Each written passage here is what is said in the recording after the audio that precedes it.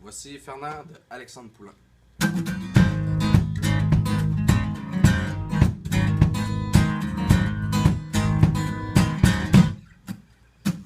J'ai un beau-frère, il est millionnaire, il a fait sa fortune d'un cellulaire. Le mois passé, il est parti en vacances, quelque part dans les îles de la délivrance. Il s'est trouvé un motel pas trop cher, quelque chose comme 2 fois mon salaire. Avec une vue sur l'Atlantique, non mais c'est beau avoir du fric.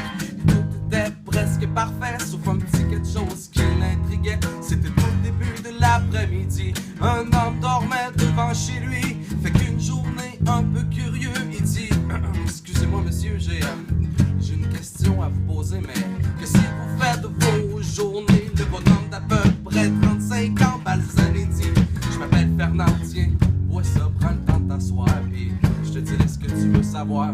Fait que mon beau-frère, toujours pressé, hésitait à prendre le thé, mais il s'est dit qu'une histoire triste, ça lui rappellerait à quel point il était riche. Fait qu'il s'est assis sur sa mallette pour pas salir ses culottes en spandex. Et l'homme a conté son histoire comme s'il le faisait tous les soirs. Bel matin, je me lèverai vers 6h, puis je saute sur mon bateau de pêcheur. Je ramène une coupe de poisson pour ma femme, puis les 2 garçons. L'après-midi, je prends ça mollo, je fais une petite sieste sur le bord de l'eau.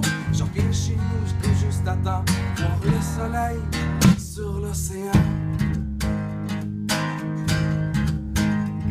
Mon beau-frère, toujours à l'affût, dit Fernand, tu fais de l'argent si tu bouges le cul. Si tu pêchais toute la journée, le poisson tu pourrais le vendre au lieu de le donner. Mais qu'est-ce que je ferais avec cet argent-là? Répond Fernand, un peu coma.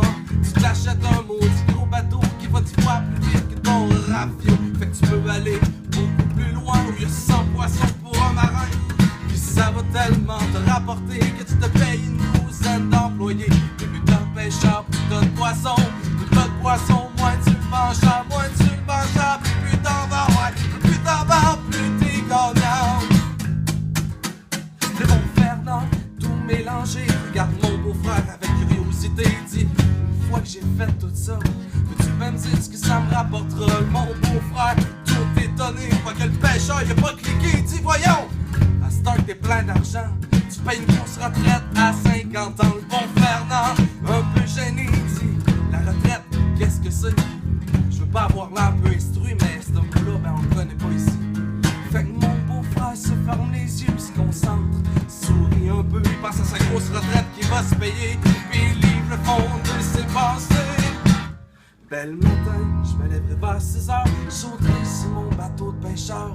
Je ramènerai une coupe de poisson pour ma femme, resterai à la maison. L'après-midi, je prendrai ça mollo, je fais une petite sieste sur le bord de l'eau. Je reviendrai chez nous tout juste à temps, voir le soleil sur l'océan.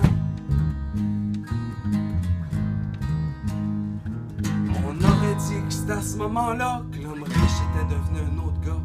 Comme si le beau-frère y avait compris que Fernand il était plus riche que lui. Aujourd'hui, mon beau-frère il est pêcheur, quelque part au sud de l'équateur. L'après-midi, il prend mollo avec son chum Fernand sur le bord de l'eau.